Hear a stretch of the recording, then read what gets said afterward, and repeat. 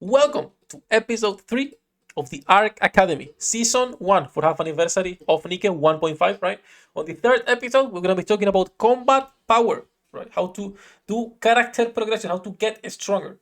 What do you do when you're stuck? How do your units get stronger? How do your wives become even better? All right? All right? First of all, why it's important to worry about combat power. NIKKE nerfs your stats the higher the difference of combat power. We talked about this on the previous video, on the first video on the beginner concept, so you can go watch that. But basically, every time you see a red number in combat power, it means that NIKKE is nerfing your stats and it reaches a point where it's impossible to push content, right? So you always need to try and get higher combat power in your units. So as you can see here, it's in red, so they are nerfing me a little bit, right? So you should always try to squeeze as much combat power as you can, just like you would squeeze Bay in-game. Now, how do you get combat power? Right? How do you increase the CP of your characters? Let's start with that. Right? Let's go back to the initial screen. Right? To the initial screen. And let's start with the basics. So simple ways of increasing the combat power of your units, of course, is going to be every time you level them up, you're gaining power. Every time you get a new dupe or a new body label, you're also going to be gaining combat power and stats. Every time you level up the gear of your characters, and this is important, you are gaining combat power, and every time you're leveling the skills. Now, when it comes to skills, it's important to not overinvest in characters that are not going to be useful long term. Like if you're not sure, you can always ask, but there are some units that is not worth going past level 4 on their skills, right? So you should always be careful of that. When it comes to the gear, however, you should not be saving gear. The only reason to save gear if it's tier 9 manufacturer. When we talk about normal gear, let me go to top, for example, right? So for example, this is tier 9 manufacturer, but a lot of people think that they need to be saving the other pieces. You don't need to. If you have, for example, on your top, let's say, a normal piece, what can I put a normal piece, right? If you have a tier 5 piece, a tier 6, and you are like, I don't want to level up this piece because then I will use it as fodder for something else. It doesn't matter, because when you use a leveled up piece as fodder for something else, you are going to be gaining between 75 to 80 points something of that experience back. So it's not fully wasted. It's actually good. And it's going to help you when you're a newer player instead of saving resources for no reason. So you should be leveling up your gear even if it's low level. When it comes to your skills, be a little bit more careful or mindful of who you are investing in.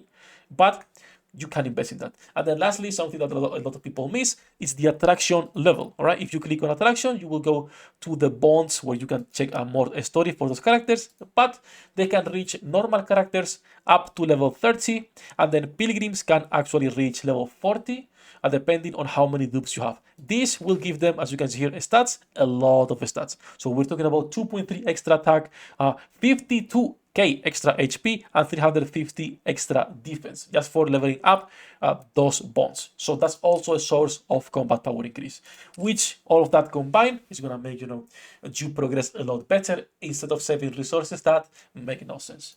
Now, other things that will help you progress faster. Wipeouts. So what are the wipeouts? Every day when you go to your outpost defense, you can do some wipeouts here. Don't be like me, save gems, but I spend money, so don't follow my steps on not saving gems, right? Save gems. But you can do wipeouts every single day here. And now it does depend where you are right now in the game, how many you should be doing. I do 2 every day. I spend money. I'm a light spender, right? So I personally do it too. For free-to-play players, if you are on the 160 wall, I do not recommend wiping out. Instead, I recommend doing the 150 pull. So if you are not on the 160 wall, right, normal free-to-play past 160, I recommend doing 2 wipeouts, at least 1, because over time, all of these extra cordas that you are getting, all of the resources, the gear, is going to help you getting extra levels every single month in comparison to people that are skipping this. Again, it's a good source over time of getting extra combat power. For light spenders, I do always recommend do 2. All right, do the 50 gem one and do the 70 gem one. That's what I personally recommend. That's what I do as a light spender, right? And then for wells, why are you asking? All right, just go wipe out. Go wipe out. Okay, next, the 150 discounted pool. Now, how is this helping you get combat power, Sefhi? Well, surprisingly enough, you are gonna be getting SSRs from time to time here pretty frequently. And most of you, if are doing this, you know that you actually get good SSRs. And this is also helping you since you are getting units from your wishlist. So if you are on the 160 wall, I recommend doing this every single day. 150 gems instead of wiping out. It's gonna help you progress a lot. And if you get the units, it is more combat power. All right, 13 gems a star. 13 gems is everything we need. We don't need any more. All right. So if you are stuck at 160 wall Kun, I do recommend doing this. If you are a free-to-play player and you're wiping out, I do not recommend doing it. If you're buying the monthly card, only the monthly card, you can do 2 wipeouts and the daily single, and you're gonna still be netting positive gems every single day, but you're gonna save at a lower rate. So up to you on that, right? Light spenders, I do recommend doing it. Wells, do it. Now for Wells, it's not worth it for the course. Now, for the course, but Shift said that they are gonna be introducing the treasure system, and that we might be able to buy some of those dupes, new dupes, with silver tickets and gold tickets. So in this case, even for Wells, it's finally a new use for those silver tickets that we've been hoarding, right? Or you guys have been hoarding. So after the wipeouts and the 150 discounted pool, event extra tries. Once again, Sefhi, how does this tie with actually gaining extra combat power? The event shop has a lot of resources on every single event. We're talking about a lot of console chips that are going to be giving you stats for your characters. We're talking about skill materials, which again are going to be giving you extra combat power and also more pool. So the full amount of extra tries, you should every single event buy them.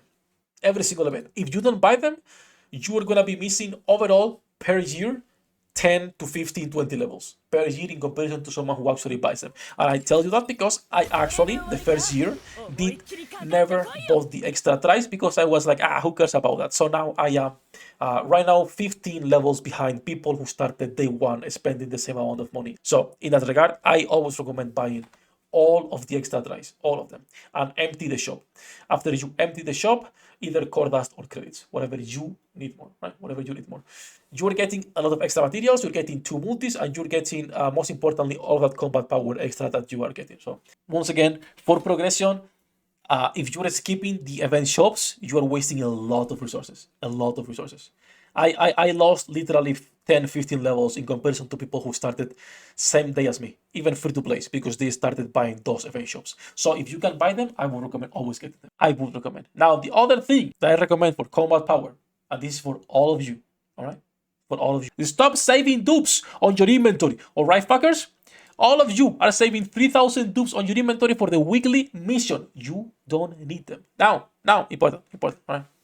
If you're saving them for whatever reason and you just like saving them, it's fine. All right?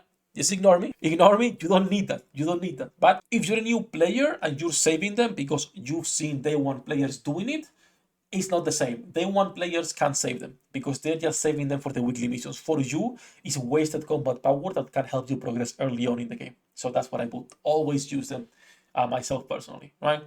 So those dupes are also important. And those are, personally, in my opinion, right, the tips that I would give for new players in terms of progressing faster, character progression in general, and how not to waste, or where to waste your resources, if you want to call it, to get more combat power for your units. There is quite a few systems. Ignore the people who say hoard the dupes, all right? Ignore these guys in chat right now. Fuck them. They don't know any better, all right? That said, though, you guys can say goodbye to YouTube. This is going to be everything for the 3rd chapter of the ARC Academy. The next episode is going to be team building. We should be start to get things more interesting, right? More interesting. That's it. Thank you for watching, bastards. Love you all. See you in the next one. Right? 役立たずは楽園から追放するのみ。ブランとノワールのショータイムです。天地万物を切るとはこういうことだ。